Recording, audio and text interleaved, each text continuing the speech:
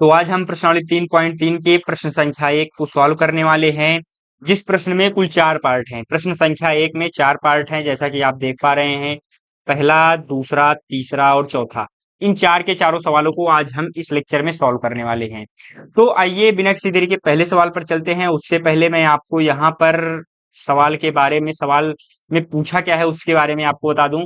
तो यहाँ पे सवाल में पूछा है कि निम्न समीकरणों के युग्मों को, यानी जो ये समीकरण युग्म है, ठीक है, इन समीकरणों के युग्म को विलोपन विधि तथा प्रतिस्थापना विधि से हल कीजिए। ठीक है, या तो आप विलोपन विधि से हल कीजिए या प्रतिस्थापन विधि से हल कीजिए। और इसमें कौन सी विधि अधिक उपयुक्त है ये भी आपको बताना है। जैसे मान लेते हैं किसी सवाल में हो सकता है विलोपन विधि उपयुक्त है, किसी सवाल में प्रतिस्थापन विधि उपयुक्त है। ठीक है, तो दोनों विधि से आपको हल करना है, लेकिन मैं यहाँ पर प्रॉपर पहली विधि यानी विलोपन विधि सिखाऊंगा, क्योंकि प्रतिस्थापन विधि आपको ऑलरेडी आता है। ठीक है, तो आप आसानी से कर पाएंगे उसको। तो आइए बिना किसी देरी के पहले सवाल पर चलते हैं। इसको मैं पहले सही से कर देता हूं, देन उसके बाद पेन नया ले लेता हूं और आते हैं अपने पहले सवाल पर। तो ये रहा आपके स्क्रीन पर पहला सवाल। इसको हमें प्रतिस्थापन विधि से हल करना है। किस विधि से? प्रतिस्थापन विधि से। तो आइए हल करते हैं। हाँ, तो ये इसको हम क्या करेंगे, जो दो हमारे पास समीकरण युग्म है, एक को हम पहला समीकरण नाम दे देंगे, ये समीकरण एक। और उसके बाद क्या है, 2x माइनस 3y बराबर 4, ये दूसरा समीकरण है। अब उसके बाद इस सवाल को हमें हल कैसे करना है। हल करने के लिए हमें प्रतिस्थापन विधि से हल करने के लिए क्या करना होता है, यहां पर मैं आपको बताने वाला हूं। जैसे क्या आपको यहां पर x का गुणांक कुछ दिखाई दे रहा है, जो यहाँ पर 2 लिखा गया है, ये क्या है? अगर मैं 2 को कहूं तो ये क्या x का गुणांक है? हाँ, आप कहोगे हाँ भैया बिल्कुल x का गुणांक है। उसके बाद y का गुणांक क्या है? y का गुणांक, तो y का गुणांक -3 है। ठीक, यहां पर अगर मैं पूछूं x का गुणांक कितना है, तो आप कहोगे कि 1 है। अगर यहां पर मैं पूछूं y का गुणांक क्या है, तो आप कहोगे +1 है। ठीक, इतनी बात आपको समझ में आ गई? हाँ भैया, इतनी बात तो मुझे एकदम बिल्कुल अच्छी तरीके से समझ में आ गई। यहाँ पर हमें प्रतिस्थापन विधि में प्रतिस्थापन विधि से सवाल को हल करने के लिए क्या करना होता है। यहाँ पर जैसे x का गुणांक किसी भी समीकरण में, या फिर समीकरण एक देख लो या फिर दो, जैसे x का गुणांक अगर 2 है, ठीक, हमें समीकरण एक में भी उसी प्रकार से x का गुणांक यहाँ पर हमें 2 बनाना होगा। ठीक, यानी कहने का मतलब आप समझ पा रहे हो, जैसे यहाँ पर x का गुणांक 2 है, तो हमें कुछ ऐसा करना होगा ताकि समीकरण एक में भी x का गुणांक 2 बन जाए, तभी हम प्रतिस्थापन विधि अप्लाई कर पाएंगे। ठीक है, अच्छा ठीक है, इतनी बात मैं मान लेता हूं आपकी भैया कि आप इतनी बात कह रहे हैं, यानी x का गुणांक 2 है, तो यहाँ पर भी x का गुणांक मुझे 2 चाहिए। ठीक, लेकिन तभी कैमरे के पीछे से दूसरे भाई ने, मेरे छोटे भाई ने बोला, उन्होंने क्या कहा, कहा कि भैया क्या मैं ऐसा कर सकता हूं, y का गुणांक अगर -3 है, तो क्या यहाँ पर मैं y का ही गुणांक बदल दूं, -3 कर दूं?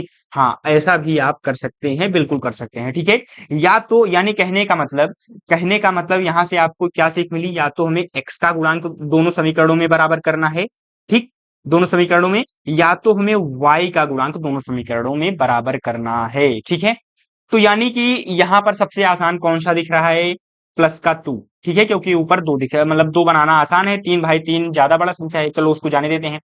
तो पहले अब x का गुणांक 2 है, अब इसको ऊपर मुझे 2 लाना है, तो मुझे क्या करना पड़ेगा आपको पता है?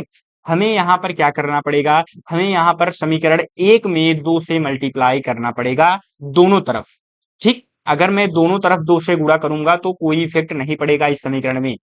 तो एक स्टूडेंट ने पीछे से पूछा, कहा कि जो है भैया यहाँ पर अगर मैं 2 से गुणा करता हूं तो क्या इस समीकरण में 2 से मल्टीप्लाई हो जाएगा? तो आइए देखते हैं क्यों मल्टीप्लाई होगा या फिर नहीं होगा, मैं आपको दिखा देता हूं। जैसे 3 + 2 लिखा गया है बराबर 5। ठीक, अब यहाँ पर अगर मैं 2 से मल्टीप्लाई करता हूं दोनों तरफ, क्या इस समीकरण में कोई प्रभाव पड़ेगा? अगर कोई प्रभाव नहीं पड़ेगा, यानी 3 + 2 बराबर 5, ये जैसे देखो, अगर मैंने इधर भी 2 से मल्टीप्लाई कर दिया, इधर भी 2 से मल्टीप्लाई कर दिया, ठीक, 5 गुणे 2, 2 ब्रैकेट में 3 + 2, ठीक, 2 तिहाई 6 हो जाएगा, प्लस 2 दूनी 4 बराबर 5 दूनी 10, 6 + 4 बराबर 10, या फिर 10 बराबर 10। तो क्या आप यहाँ पर देख पा रहे हो, अगर मैं समीकरण में 2 से मल्टीप्लाई कर रहा हूं तो इस समीकरण में कोई भी प्रभाव नहीं पड़ रहा है, यानी समीकरण में जैसा पहले समीकरण था 3 + 2 बराबर 5, वैसा अभी भी है 6 + 4 बराबर 10। तो भैया इसमें नया क्या है, अगर यहाँ पर सपोज 11 आता या फिर 12 आता या फिर -3 आता, तो ये क्या बराबर होता है? जैसे 6 + 4 = 12। तो क्या ये सही है? नहीं है, क्योंकि 6 + 4 = 10 होता है, 12 नहीं होता। तब हम यहाँ पर ये गलत हो जाता है, क्योंकि 2 से गुणा हम नहीं कर सकते थे। लेकिन अब हमें पता चल चुका है कि हम 2 से गुणा कर सकते हैं, कोई भी प्रभाव नहीं पड़ेगा बराबर के दोनों तरफ, ठीक है? तो आइए यहाँ पर आगे सवाल को हल करते हैं। यहाँ पर कुछ इस तरीके से समीकरण लिखा गया है। इसको यानी कि अब हम क्या करेंगे? समीकरण 1 में 2 से गुणा करेंगे। तो यहाँ पर हम क्या लिखेंगे? समीकरण 1 में 2 से गुणा करने पर। तो समीकरण 1 में आइए हम 2 से फटाफट से बिना किसी देरी के गुणा कर लेते हैं। तो 2 से जब हम गुणा करेंगे तो यहाँ पर क्या हो जाएगा? यहाँ पर मैं समीकरण 1 लिख लेता हूँ, x + y = 5। अब हमें क्या करना है? 2 से गुणा करना है। तो क्या मैं यहाँ पर ऐसे 2 से मल्टीप्लाई कर सकता हूँ दोनों तरफ? हाँ भैया, दोनों तरफ हम गुणा कर सकते हैं। तो आइए अब यहाँ पर क्या करेंगे? 2x हो जाएगा और 2y हो जाएगा। 2x + 2y = 5 दूनी 10। इस तरीके से हमारे पास एक समीकरण बन करके और नया तैयार हो गया। क्या मैं इसको एक अगला समीकरण नाम दे दूं, जिसका नाम मैंने रख दिया 3? ठीक। अब उसके बाद यहाँ पर देखो, क्या यहाँ पर देखो x का गुणांक क्या है? 2। यहाँ पर भी x का गुणांक 2 है। हाँ भैया, ये तो दोनों बराबर हो गए, बहुत बढ़िया। तो इसको मैं यहाँ पर लिख लेता हूँ, क्या? 2x - 3y = 4। ये समीकरण क्या है? 2। तो क्या यहाँ पर देखो x का गुणांक बराबर है दोनों समीकरणों में, यानी तीसरा और दूसरा जो समीकरण है इसमें x का गुणांक बराबर है। तो अब हम यहाँ पर विलोपन विधि अप्लाई कर सकते हैं। तो कई स्टूडेंट यहाँ पर एक डाउट आ रहा होगा, भैया विलोपन विधि का मतलब क्या होता है? अगर उन्होंने पिछला लेक्चर नहीं देखा है तो मैं बता दूं, विलोपन विधि का मतलब होता है विलुप्त करना। विलुप्त करना एक चर को, किसी एक चर को। अब इसका मतलब क्या है? एक चर को विलुप्त करना, इसका मतलब ये है कि चर चर क्या होता है? यानी x और y, जिसका मान मतलब बदलता रहे, फिक्स नहीं होता है। x का मान देखो 3 रखो, 4 रखो, 5 रखो, ठीक है? y का मान 3 रखो, 4 रखो, 5 रखो, कोई फर्क मतलब जैसे, यानी ये क्या है? हमारे चर हैं x और y। तो इसमें से क्या करा? एक चर को विलुप्त करना। एक चर को विलुप्त करने का मतलब है या तो आप x वाले पद को विलुप्त कर दो या तो आप y वाले पद को विलुप्त कर दो, ठीक? यानी कहने का मतलब या तो ये वाला चर विलुप्त कर दो या तो ये वाला चर, एक चर हमारा विलुप्त हो जाएगा। तो बचेगा कितना? देखो यहाँ पर अगर मैं एक चर विलुप्त कर देता हूं आपका, जैसे ये, तो बचा क्या? x बचा। अब x की ही वैल्यू मैं फटाक से फाइंड आउट कर लूंगा कि नहीं? अब जैसे यहाँ पर, जैसे, एक सेकंड, क्या हुआ? ऐसे ही रहने देते हैं भाई। हाँ, तो यहाँ पर कहने का मतलब ये है, इनमें से अब मुझे एक चर को विलुप्त करना है विलोपन विधि से। अब हम यहाँ पर क्या करेंगे? विलोपन विधि अप्लाई करेंगे। उसके लिए हमें क्या करना है? क्योंकि यहाँ पर देखो x का मान सेम है, अगर x का मान सेम है, अगर मैं 2x में से 2x को घटा देता हूं तो क्या ये 0 बन जाएगा? क्या ये ऐसे 0 बन जाएगा? हाँ भैया, ये गायब हो जाएगा। अगर ये गायब हो जाएगा तो यहाँ पर मैं क्या करूंगा? समीकरण 3 में से समीकरण 2 को घटा दूंगा। तो आप में से कई स्टूडेंट्स को घटाना नहीं आता होगा, लेकिन फिर भी मैं यहाँ पर आपको सिखा दूंगा। अभी आज आप सीख जाएंगे कैसे घटाया जाता है। इसको मैं मिटा देता हूँ, यहाँ पर लिखता हूँ क्या? समीकरण 3 में से, समीकरण 3 में से समीकरण 2 को घटाने पर। तो इसको मैं अब यहाँ पर क्या कर लेता हूँ? जूम आउट, एक सेकेंड। हाँ,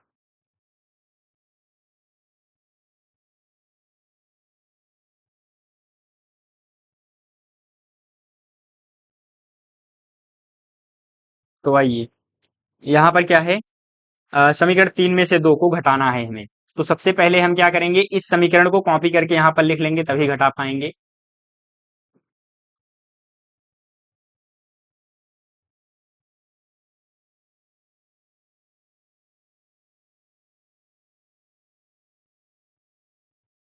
तो यहाँ पर कुछ इस प्रकार से हमारे पास समीकरण दिया गया है।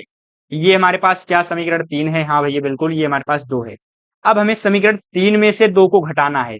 जब हम घटाते हैं तो नीचे वाले साइन को, साइन में जो यहाँ पर प्लस है तो नीचे हम क्या लिखेंगे? माइनस। अगर ये माइनस है तो प्लस, ये प्लस है तो यहाँ पर माइनस हो जाता है। आखिर ऐसा क्यों होता है? यानी चिन्ह बदल गया है। जब हम घटाते हैं तो चिन्ह बदल जाता है। ऐसा क्यों होता है? जैसे यहाँ पर उदाहरण के तौर पर मैं एक उदाहरण ले लेता हूँ, 5x plus 3y minus 3x plus 2y, या फिर 3x माइनस 2y।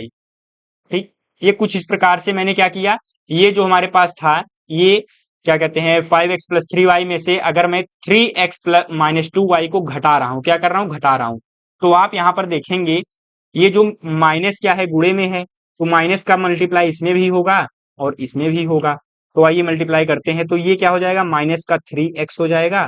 ठीक, और इस माइनस को जब मैं इसमें मल्टीप्लाई करूंगा तो क्या हो जाएगा, प्लस का 2y हो जाएगा। तो क्या आप यहां पर देख रहे हो, यहां पर प्लस का 3x था, लेकिन जैसे ही हमने घटाया चिन्ह बदल गया, माइनस का 3x हो गया। यहाँ पर माइनस का 2y था, चिन्ह हमने घटाया, चिन्ह तुरंत बदल गया, प्लस का 2y बन गया, माइनस 2y से प्लस 2y। यानी कहने का मतलब क्या है, हमने क्या देखा कि जैसे ही हम घटाते हैं किसी भी जो चर पद को, रैखिक समीकरण युग्म को, तो उसमें जो चिन्ह होता है वो परिवर्तित हो जाता है। उसी प्रकार से यहाँ पर भी क्या हो जाएगा, प्लस था माइनस हो गया, माइनस था प्लस हो गया, प्लस था माइनस हो गया। ठीक, अब आइए इसको घटा देते हैं। तो यानी क्या भैया, ये ऊपर वाला चिन्ह किसी काम का नहीं, किसी काम का नहीं, ये जो नीचे वाला चिन्ह है वही इसकी असली पहचान है इन सब की। ठीक है, तो आइए घटाते हैं। तो क्या 2x में से माइनस का 2x अगर हम करेंगे तो क्या हो जाएगा, ये कट जाएगा। जब प्लस का 2x में से माइनस का 2x करेंगे तो ये कट जाएगा, यहाँ पर क्या आएगा, यहाँ पर आपका आएगा 0। ठीक, कट करके कुछ नहीं, 0 बचा। ठीक है, यानी कि हमने एक पद क्या कर दिया, विलुप्त कर दिया, यानी कि यहाँ पर हमने विलोपन विधि अप्लाई कर दिया। अब यहाँ पर क्या है, ये प्लस का 2y, क्या ये माइनस का 3y है, नहीं, क्योंकि यहाँ पर ये वाला चिन्ह हम लेंगे ना कि ये वाला, तो ये प्लस का 3y, तो 3y प्लस 2y, 3 2 5y हो जाएगा, प्लस का 5y बराबर 10 माइनस 4, 10 में से 4 गया 6, तो क्या यहाँ पर 5y बराबर 6 आ गया, हाँ भैया बिल्कुल 5y बराबर 6 आ गया। इस वाले को आप मिटा दो, ये चीज मैं समझ चुका हूं। यहाँ पर क्या हो जाएगा, अब क्या बचा, 5y बराबर 6। अब अगर मैं 5 को इधर भेजता हूं तो y बराबर क्या हो जाएगा, 6/5। हमने, आपने यहाँ पर देखा, हमने एक पद को विलुप्त किया यानी विलोपन विधि अप्लाई किया और y के मान को हमने ज्ञात कर लिया। अब जैसे ही हमने यहाँ पर y का मान ज्ञात किया, उसके बाद अब हमें क्या करना है, x का मान ज्ञात करना है, आपको पता ही है। अब इस y के मान को हम या तो समीकरण 1 में रख दें, या तो 2 में रख दें, या तो 3 में रख दें, और x का मान हमें मिल जाएगा।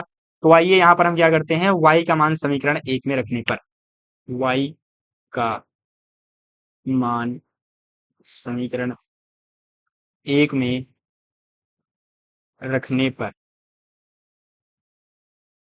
तो y का मान हम समीकरण 1 में रख देते हैं। तो समीकरण 1 क्या है, x प्लस वाई बराबर 5, x प्लस वाई बराबर 5। तो x का तो x ही रहेगा क्योंकि हमें वही फाइंड आउट करना है। और यहाँ पर क्या है, y क्या है, y का मान क्या, 6/5 है, हाँ भैया 6/5 है, लिख दो आप। उसके बाद ये क्या हो जाएगा, 5। क्या ये प्लस का 6/5 उधर जाएगा बराबर के, तो माइनस का 6/5 हो जाएगा। तो x बराबर क्या हो जाएगा, 5 माइनस 6/5। अब आप इसका क्या ले लो, एलसीएम। क्या मैं इसको 1/1 लिख सकता हूँ, 5/1, हाँ भैया आप लिख सकते हो। अब इन दोनों का एलसीएम लेंगे, क्या आ जाएगा, 5 आ जाएगा।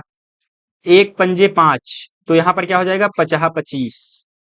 ठीक, क्योंकि हर में हमने 5 से गुणा किया तो अंश में भी 5 से करना पड़ेगा, तो 50/25 हो जाएगा। 5 एकन्नम 5, हर में 1 से अगर मैंने गुणा किया तो ऊपर अंश में भी हमें 1 से गुणा करना पड़ेगा, 6 एकन्नम 6। ठीक, x बराबर क्या, 25 में से 6 जाएगा, 19 आएगा, हाँ भैया 19 आएगा, 19/5, x बराबर 19/5 आ चुका है, और यही हमारा x का मान है। तो जैसा कि आपने देखा, हमने विलोपन विधि को अप्लाई करके y और x का मान ज्ञात कर लिया है। यहाँ पर लास्ट में अगर आप ऐसा लिखना चाहते हैं तो लिख सकते हैं, यहाँ पर आप लिख सकते हैं, अतः अतः x बराबर 19/5 व y बराबर 6/5 है। ठीक है, इस तरीके से हमारा आंसर आ चुका है। इस तरीके से हमने पहले सवाल को हल कर लिया है। अब यहाँ पर मैं आपको फिर से बता देता हूँ आखिर मैंने कौन कौन से स्टेप को अप्लाई किया। तो यहाँ पर जैसा कि आपने देखा, सबसे पहले हमने जो दो समीकरण युग्म, रैखिक समीकरण युग्म दिए गए थे, उनमें से एक को हमने समीकरण 1 माना, दूसरे को 2।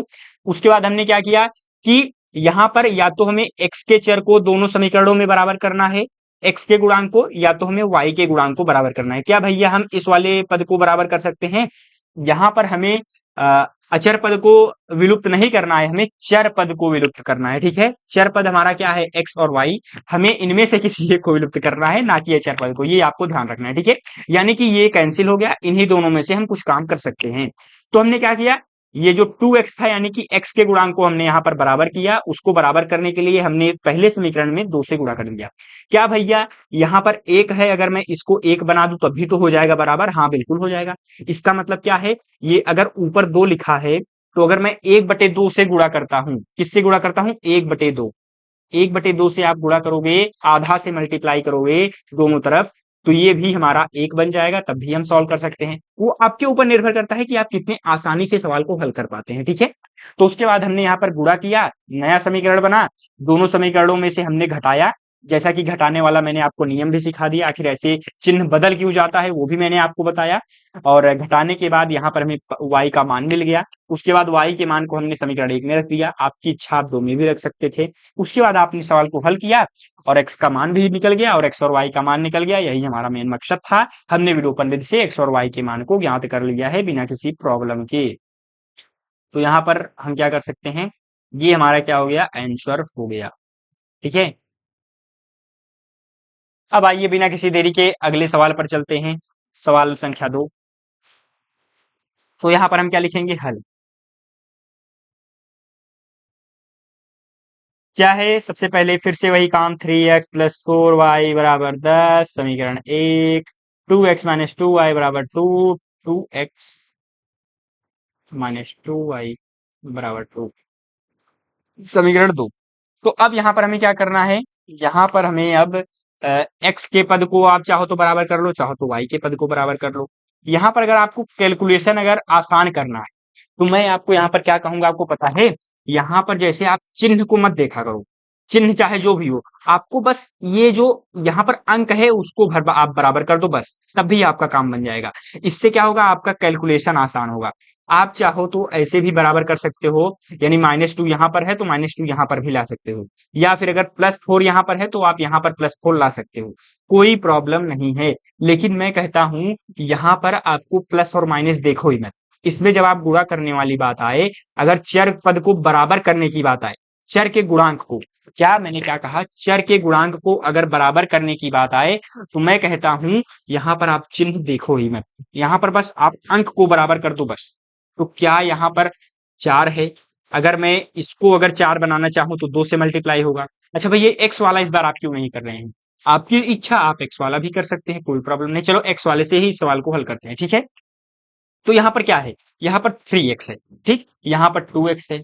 तो क्या 3x, इसमें मैं किस संख्या से मल्टीप्लाई करूं कि ये 3x बन जाए, तो भैया 2 × 1.5, ठीक, यानी 1.5 दूनी 3 होता है, ठीक, 1.5 दूनी 3 होता है, क्योंकि 2 पचे 10, 2 × 2 1 3, ठीक, 3.0।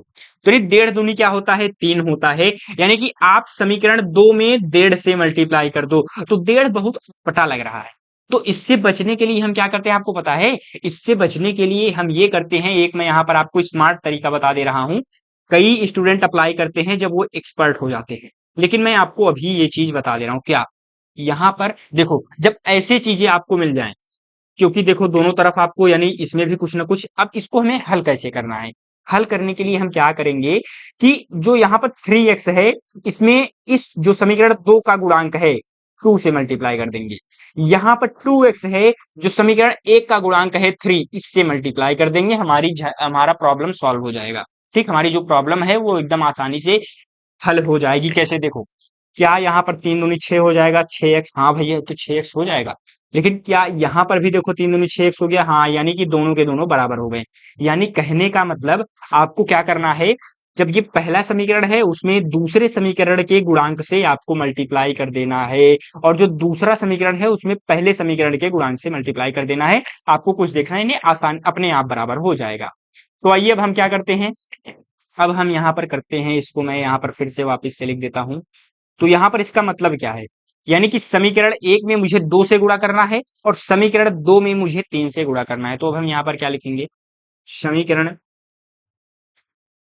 1 में किससे, 2 के गुणांक से, 2 से गुणा, 2 से, व समीकरण दो में कितने से? समीकरण दो में तीन से, क्योंकि समीकरण एक में, समीकरण एक में एक्स का गुणांक क्या है? तीन है, तो यानी तीन से गुणा करना पड़ेगा। तीन से गुणा करने पर, तो आइए फटाफट से गुणा कर देते हैं। तो यहाँ पर सबसे पहले हम समीकरण एक में करते हैं दो से, तो क्या हो जाएगा? तीन दूनी छह एक्स। ऐसे नहीं कर पाओगे आप, तो यहाँ पर मैं देखो डायरेक्टली करना सीखो। यहाँ पर क्या हो जाएगा? अच्छा ठीक है, मैं वैसे ही कर दे रहा हूँ, नहीं तो आपको प्रॉब्लम होगा। अच्छा डायरेक्ट करो, डायरेक्ट देखो, दो से सब में करना है गुणा, इसमें भी, इसमें भी, इसमें भी। जब दो से आप गुणा करोगे, दो तिहाई छह एक्स हो जाएगा। क्या हो जाएगा? छह एक्स। अब यहाँ पे प्लस का सिंबल है, प्लस लग जाएगा। दो चौक आठ वाई। ठीक। छह एक्स प्लस आठ वाई बराबर, अब दो दहम्मा बीस। ठीक। अब यहाँ पर क्या हो जाएगा? दो दूना चार एक्स, फिर दो दूना चार वाई माइनस का चार वाई बरा, लेकिन एक सेकेंड, यहाँ पर आप में से कई स्टूडेंट कह रहे होंगे भैया दो से कहाँ मल्टीप्लाई कर रहे हो, तीन से करना है। ठीक है, कर देते हैं। तीन दूनी छह एक्स, उसके बाद तीन दूनी माइनस का साइन है तो माइनस लगेगा, क्योंकि ये प्लस थ्री है, तो प्लस माइनस माइनस, तो यहाँ पर क्या हो जाएगा? माइनस का छह वाई बराबर तीन दूनी छह। ये चीज आप जब तक सीखोगे नहीं, एक दो बार आपको हो सकता है प्रॉब्लम होगी, लेकिन अगर आप ये चीज सीख लोगे, आपके आगे के लिए बहुत फायदा होगा। ठीक है, तो यहाँ पर इस तरीके से हमने गुणा कर लिया। अब उसके बाद, अब आगे हमें कैसे हल करना है? यहाँ पर देखो, ये दोनों बराबर आ गए। अब जैसे ही ये दोनों मुझे बराबर मिल गए, तो यहाँ पर हमें क्या करना है? घटा देना है, क्योंकि ये प्लस का छह एक्स है, प्लस का छह एक्स। तो हम क्या करेंगे? ये जो इसको हमने नया नाम दे दिया समीकरण तीन, समीकरण चार, चार। तो यहाँ पर हम क्या करेंगे? समीकरण तीन में से चार को घटाने पर, तो यहाँ पर मैं डायरेक्ट लिख दे रहा हूं, आप लेकिन पेपर में ऐसे मत लिखिएगा। ठीक है, थ्री माइनस फोर। ठीक। इसका मतलब क्या है? समीकरण तीन में से समीकरण चार को घटाने पर।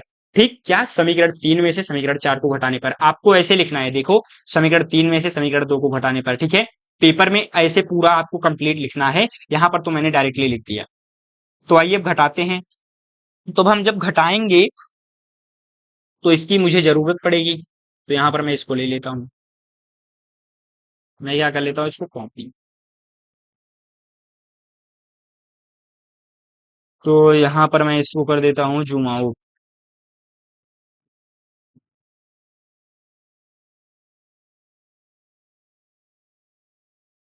हाँ, तो यहाँ पर क्या है? घटा दो। जब घटाओगे तो ये प्लस का साइन है, ये प्लस का है, तो ये प्लस का है तो ये क्या हो जाएगा? माइनस हो जाएगा। ये माइनस है तो ये प्लस हो जाएगा, ये प्लस है तो ये माइनस। ठीक। अब आइए इसको हल करते हैं। यहाँ पर क्या हो जाएगा? देखो, ये छह एक्स माइनस छह एक्स क्या हो जाएगा? कट जाएगा, जीरो आ जाएगा। ये प्लस और ये प्लस, प्लस आठ वाई प्लस छह वाई, आठ छह चौदह वाई। ठीक, इतना समझ में आया? मैंने इसको जोड़ दिया बस। अब क्या है? बीस में से छह गया, बीस में से छह गया चौदह। तो क्या यहाँ पर मेरे भाई मैं अगर कहूं,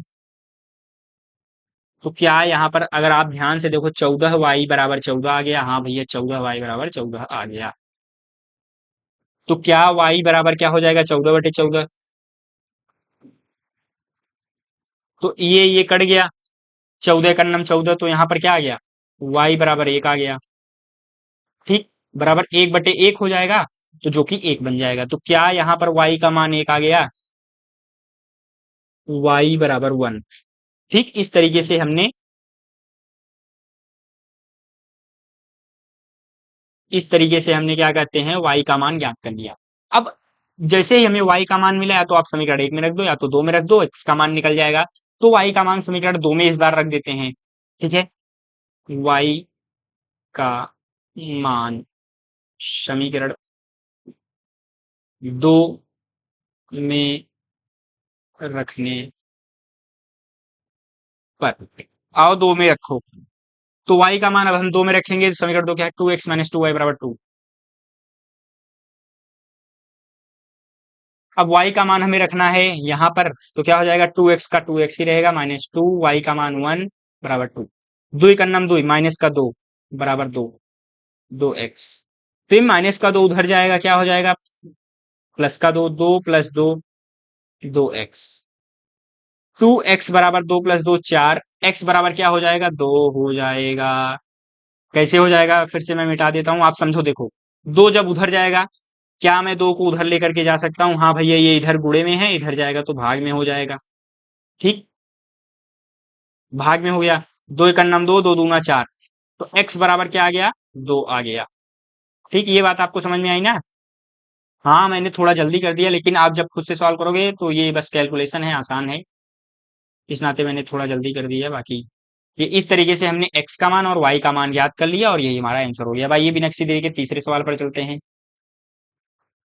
तो यहाँ पर तीसरा सवाल हल वैसे ही करना है। यहाँ पर क्या हो जाएगा 3x माइनस का 5y माइनस का 4 बराबर 0। ठीक, या फिर ऐसे भी आप लिख सकते हो। कैसे? बराबर -का 4 उधर जाएगा, +का 4, ये समीकरण 1 हो गया यार। फिर यहाँ पर क्या है 9x। देखो, अचर चर पद को एक तरफ रख लिया करो, अचर पद को एक तरफ, तो आसान हो जाता है। तो यहाँ पर क्या है 9x इधर है तो कोई प्रॉब्लम नहीं। 2y जो बराबर के उधर गया है इसको हम इधर ले लेंगे, -का 2y हो जाएगा, बराबर 7 बचेगा। ये समीकरण 2। अब यहाँ पर आप ध्यान से देखो, अगर जब आप यहाँ पर ध्यान से देखोगे तो यहाँ पर देखो x का गुणांक क्या है 9 है और यहाँ पर x का गुणांक 3 है। इसका मतलब क्या है? अगर मैं समीकरण 1 में 3 से गुणा करता हूँ तो समीकरण 2 के x के गुणांक के बराबर हो जाएगा। ध्यान से देखो। हाँ भैया, अगर 3 से कर रहे हो 3 त्रिक का 9x हो जाएगा और ये भी 9x है। हाँ बिल्कुल सही। तो क्या मैं ऐसा लिख सकता हूँ समीकरण 1 में 3 से गुणा करने पर? हाँ भैया लिख सकते हो। तो अब यहाँ पर लिख दो समीकरण 1 में, ये वाले 3 से नहीं, ये वाले 3 से गुणा करना है। 3 से गुणा करने पर आओ मल्टीप्लाई करते हैं, आओ गुणा करके देखें। तो यहाँ पर क्या हो जाएगा 3 से। अब डायरेक्टली करोगे आप या फिर वैसे भी कर सकते हो, ऐसे भी लिख करके।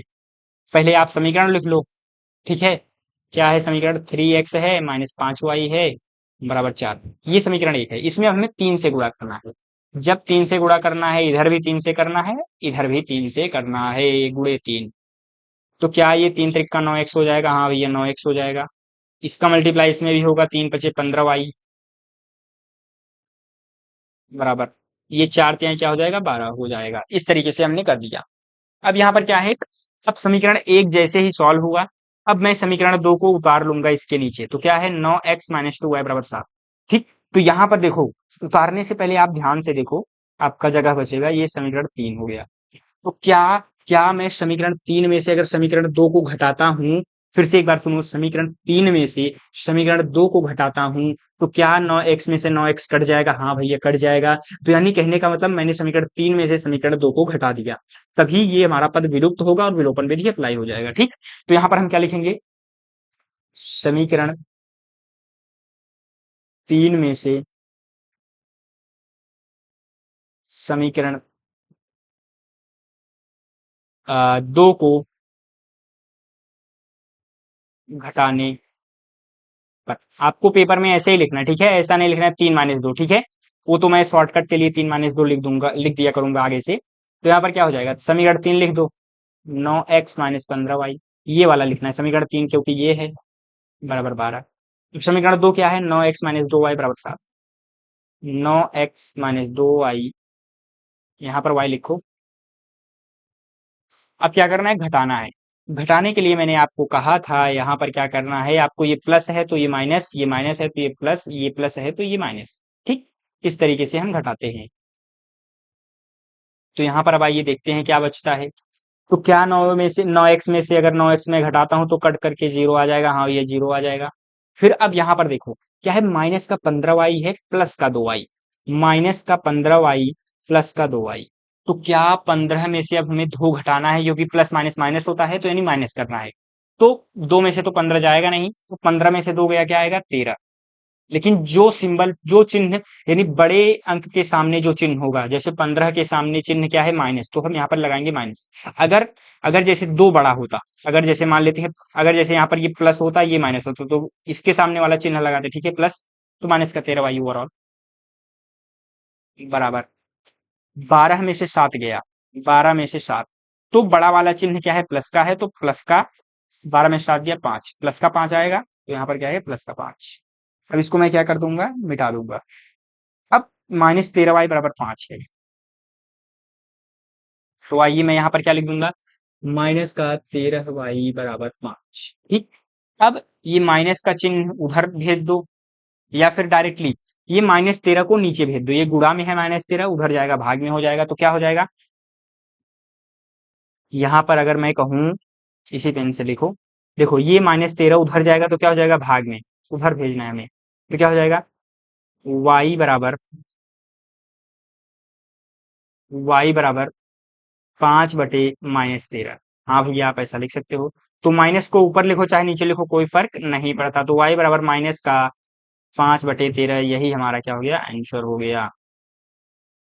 y का मान अभी आंसर नहीं आया है, अभी x का मान भी हमें ज्ञात करना है, तो y का मान हमने ज्ञात कर लिया, अब x का मान ज्ञात करते हैं। तो यहाँ पर अब हम क्या लिखेंगे, अब वो x का मान याद करने के लिए y का मान चाहे तो आप 1 में रखो, चाहे तो आप समीकरण 2 में रखो, तो अब हम क्या करेंगे आपको पता है, y का मान समीकरण 1 में रखने पर,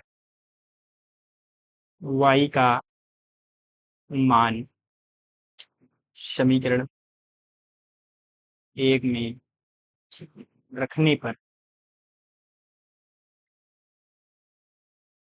तो आइए समीकरण 1 को पहले लिख लो, 9x-2y बराबर 7, नहीं ये वाला है, ठीक है, 3x-5y बराबर 4।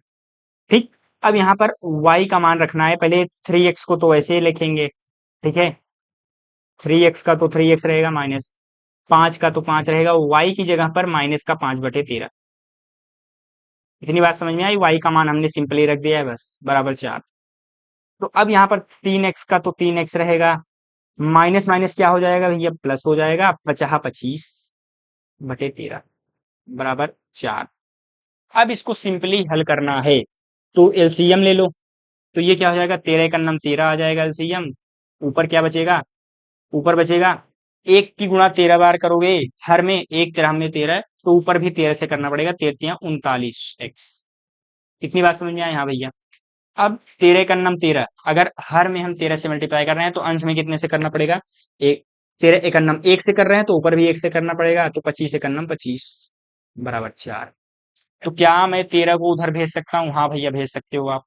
पहले इसको आप ऐसा करो कि जूम आउट कर दो, तभी जगह आपके पास बचेगी।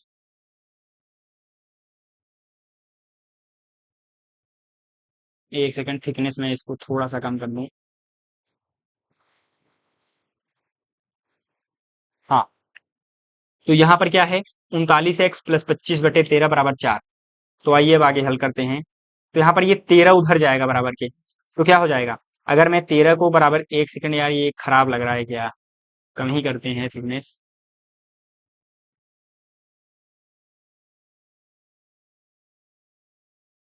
जाने दो ऐसे ही। तो यहाँ पर क्या है, 13 को जब मैं उधर भेजूंगा, 13 चौका 52 हो जाएगा, ये समझ पा रहे हो ना, 13 जब उधर जाएगा गुणे में होगा, तो 13 गुणे, ए क्या लिख रहा है भाई, देखो उधर जाएगा, 13 गुणे 4 होगा, 13 चौका 52, तो क्या मैं इसको डायरेक्ट 52 लिख सकता हूँ, हाँ भैया आप लिख सकते हो डायरेक्ट 52। तो यहाँ पर लिख दो 39x+25 बराबर 52। इतनी बात समझ में आई, हाँ भैया समझ में आ गई। अब यहाँ पर अगर आप ध्यान से देखो, तो ये प्लस का 25 उधर जाएगा, माइनस का 25 होगा, ठीक, तो क्या मैं इसको मिटा करके उधर डायरेक्टली ले जा सकता हूँ, -25 कर सकता हूँ, हाँ भैया आप लिख सकते हो -25। ठीक। और इसको आप क्या कर दो, थोड़ा सा पास लेकर के आ जाओ। अब क्या करना है, 52 में से 25 गए, अगर मैं 52 में से 25 को घटाता हूं तो क्या हो जाएगा, 52 में 25 घटेगा तो आपका आएगा 27। सोचो, 27 आएगा, हाँ 25 दूना 50, 27 आप घटा लेना, 27 आएगा, 39x। तो 39 को उधर लेकर के जाएंगे, x बराबर क्या आ जाएगा, x बराबर आपका आ जाएगा 27/39। तो क्या मैं इसे 3 से काट सकता हूं, तो क्या आ जाएगा, 3×9 = 27, 13×3 = 39। ठीक। तो x का मान क्या आ गया, x का मान 9/17 आ गया। तो यहाँ पर क्या मैं लिख सकता हूँ, क्या, यहाँ पर ऊपर मैं लिख दे रहा हूँ, यहीं बगल में, दिस इम्प्लाइज x बराबर 9/13। यही हमारा क्या हो गया, आंसर हो गया। ठीक है, x बराबर 9/13, y बराबर -5/13। इस तरीके से हमने सवाल को हल कर लिया बिना किसी प्रॉब्लम के। एक सेकेंड, इसको मैं इधर कर दे रहा हूँ थोड़ा से।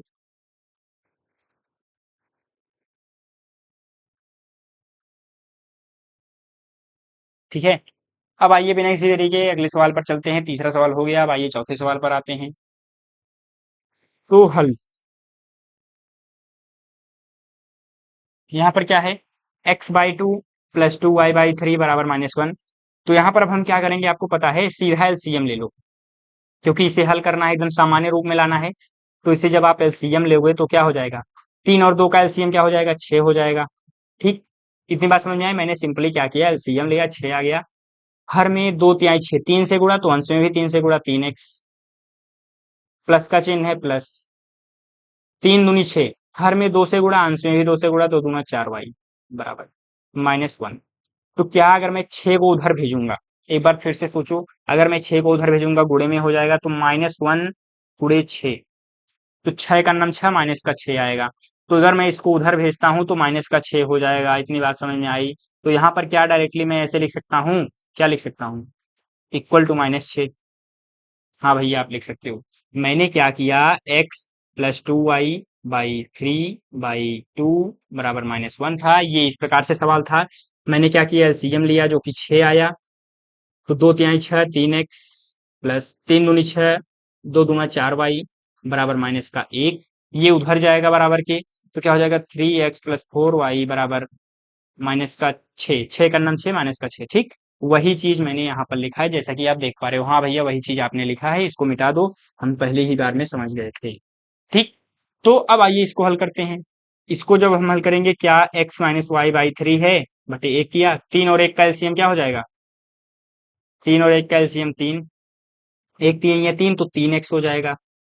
ठीक, हर में 3 से गुणा किया तो अंश में भी 3 से। उसके बाद क्या है, 3 × 3, तो माइनस का चिन्ह, y × बराबर 3, ये उधर जाएगा तो 3 × 9। ठीक, 3x - y बराबर 9। तो क्या मैं इस चीज को यहाँ पर लिख सकता हूँ, हाँ भैया आप लिख सकते हो, 3x - y बराबर 9। ठीक, अब इसको आप क्या कर दो, मिटा दो। अब ये हमारे पास क्या आ गया, समीकरण 1 आ गया, ये समीकरण 2 आ गया। अब देखो, अब यहाँ पर अगर आप ध्यान से देखो, यहाँ पर भी x का गुणांक बराबर है, यहाँ पर भी x का गुणांक बराबर है। फिर से देखो, x का गुणांक यहाँ पर भी, यहाँ पर भी। तो हमें क्या करना है, सीधा सीधा हम क्या करेंगे, समीकरण 1 में से समीकरण 2 को घटा देंगे। इसने हमारे काम को एकदम बेहद आसान कर दिया, इसने हमारे काम को बेहद आसान कर दिया। तो आइए अब हम क्या करते हैं, यहाँ पर बस मैं ऐसे लिख देता हूँ, समीकरण 1 में से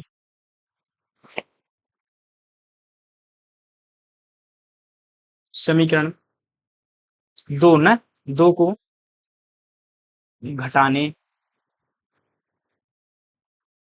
पर। तो आइए करके देखें कैसे घटाया जाता है। तो घटा दो भाई, तो पहले 1 और 2 को लिख लो।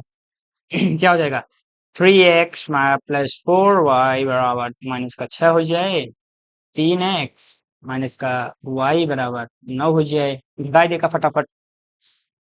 अब घटाओगे जब आप, तो ये क्या है, प्लस का 3x है, ये इधर माइनस हो जाएगा, ये माइनस है तो प्लस हो जाएगा, ये प्लस है तो ये माइनस हो जाएगा। ठीक, यहाँ पर लिखा नहीं होता, इसका मतलब प्लस, इसका मतलब प्लस, ये आपको मतलब अंडरस्टूड है।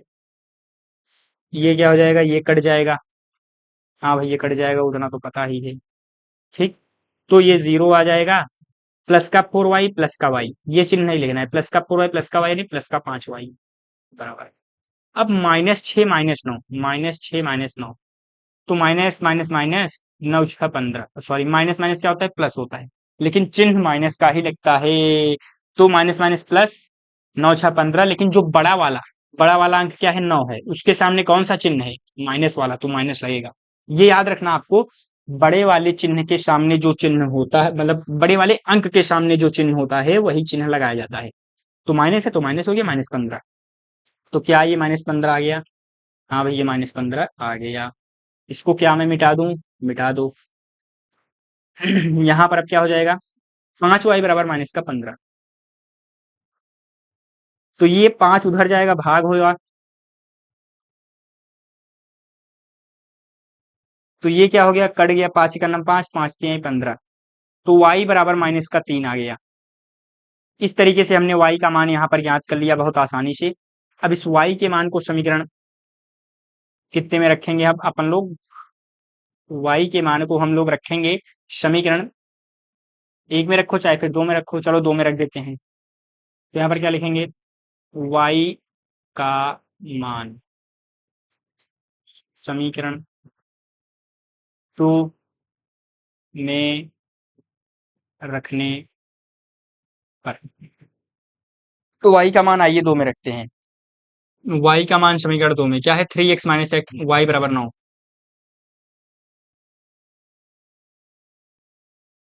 समीकरण 2 में y का मान रखना है, तो यहाँ पर 3x का 3x ही होगा, माइनस y का मान क्या है, -3 बराबर 9। ठीक, ये क्या है, माइनस माइनस प्लस हो जाएगा, 3x प्लस 3 बराबर 9, प्लस 3 उधर जाएगा माइनस होगा, 3x बराबर 9 -3, 9 में से 3 गया 6, 3x, x बराबर क्या हो जाएगा, ये गुणे में है उधर जाएगा भाग में, 6/3, 6 का नाम 6, मतलब 3 का नाम 3, 3 दूनी 6, तो बराबर 2/1 होगा। तो क्या x, एक सेकंड, तो क्या x बराबर 2 आ गया, हाँ भैया x बराबर 2 आ गया, ये हमारा आंसर हो गया। और लास्ट में हम क्या लिख सकते हैं, अतः x बराबर 2 व y बराबर -3 है। ए यानी यही हमारा क्या हो गया मेरे भाई, आंसर हो गया। क्या हो गया, आंसर।